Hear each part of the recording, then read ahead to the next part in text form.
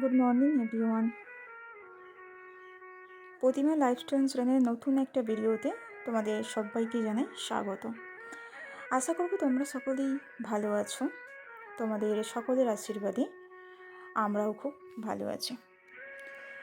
দেখো, আজ মর্নিংয়ে উঠে আমি একটু মুছে নিচ্ছি,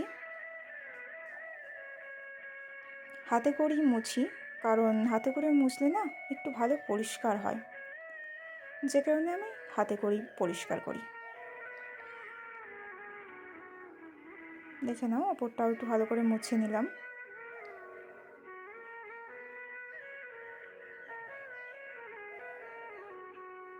আজ কী করব সেটা একটু তোমাদের সাথে শেয়ার করব।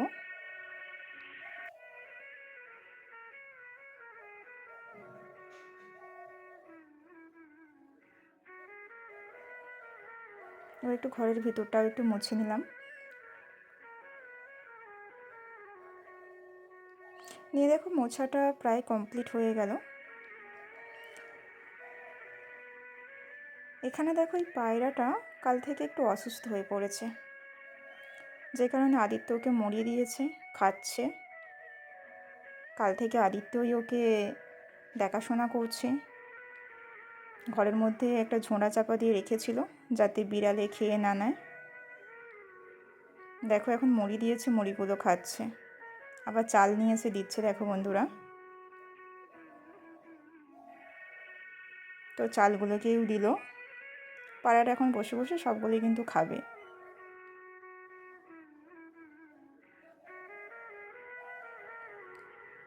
তারপর দেখো, আমি চান টান করে নিয়েছি, নিয়ে এখন ঠাকুর ঘরের কাজগুলো কমপ্লিট করতে আসছি। ঠাকুরের যে বাসনগুলো আছে সেগুলো আমি তুলে নিচ্ছি।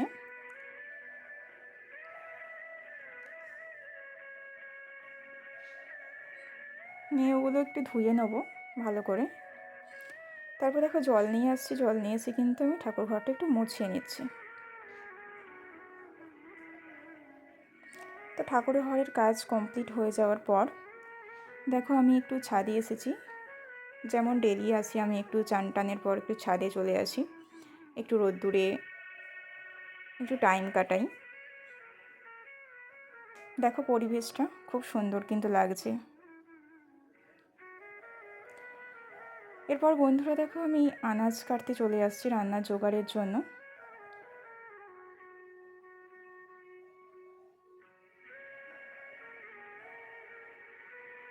আনাজগুলো একটু কেটে নেব।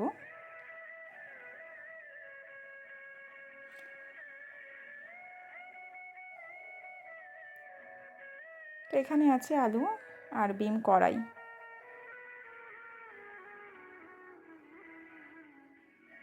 তারপর দেখো, রান্নায় চলে আসছি।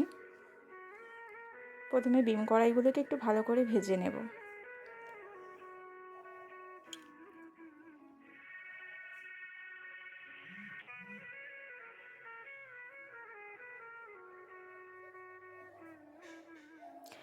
আজ আমি যেটা তোমাদের সাথে শেয়ার করছি সেটা আমার আজকে যা যা করলাম, সারাদিনে যেভাবে দিনটা কাটালাম, সেই পুরোটা আমি তোমাদের সাথে শেয়ার করছি।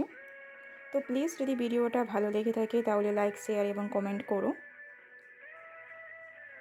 এবং চ্যানেলটিকে সাবস্ক্রাইব করে প্লিজ বন্ধুরা পাশে থেকো, সাপোর্ট করো।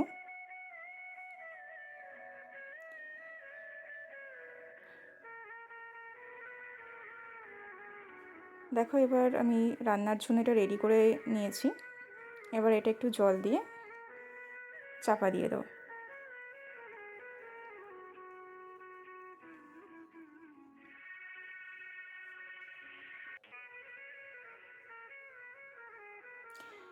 দেখো, আমার জীবনটা অন্যান্য মেয়েদের থেকে একটু আলাদা বলতে পারো।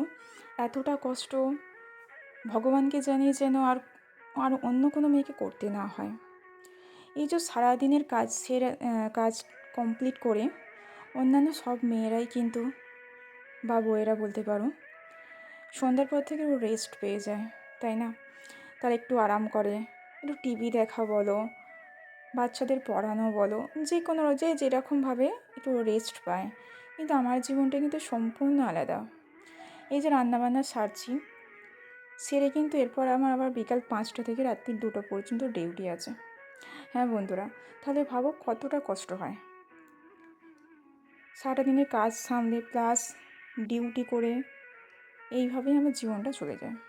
তো প্লিজ তোমরা যেমন অন্যান্যদের সাপোর্ট করো, সব দিদিভাইদের যেভাবে সাপোর্ট করো, পাশে থাকো, তো প্লিজ আমাকে একটু সাপোর্ট করো।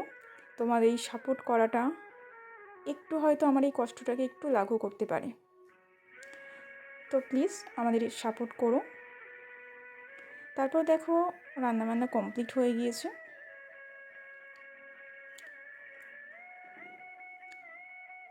আজকে রেসিপিতে আছে ডিমের ঝাল, কাঁচা তেঁতুলের চাটনি, আর আছে বিম কড়াই আলুর ঝাল। দেখো আদিত্য খেতে বসেছে, তো আমরা খাওয়া দাওয়া কমপ্লিট করে নেওয়ার পর দেখো আমি চলে আসছি। আটাটা আগে থেকে মেখে রেখেছিলাম। খাওয়া দাওয়া সেরে বাসন ধোয়া হলো, এই গ্যাসের এখানটা রান্না করেছিলাম এখানটা মোছা হলো।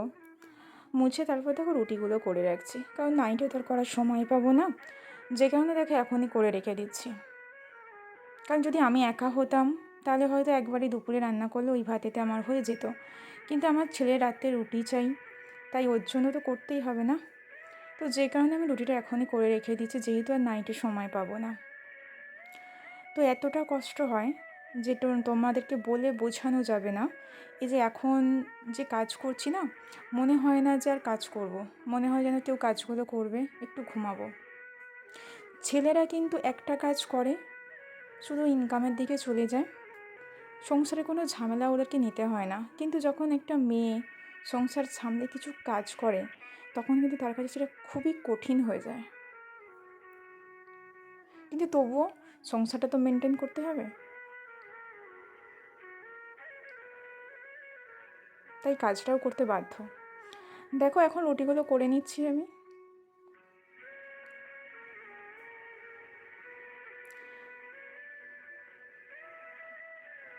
রুটিগুলো করে আমি রেখে দেবো, তবু সময় মতো নাইটে খাওয়াটা হয়ে যাবে।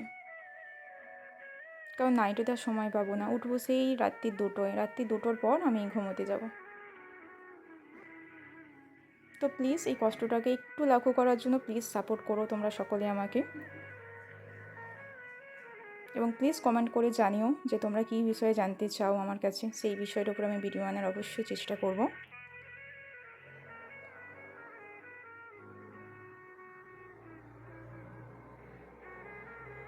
তো দেখো রুটিগুলো এখন করে নিচ্ছি।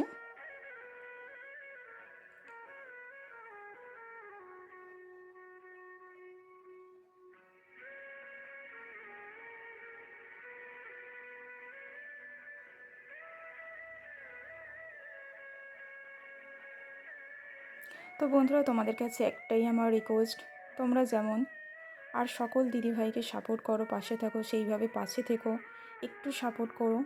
তো আজকের মতো এখানেই, টাটা, দেখা হচ্ছে নেক্সট ভিডিওতে।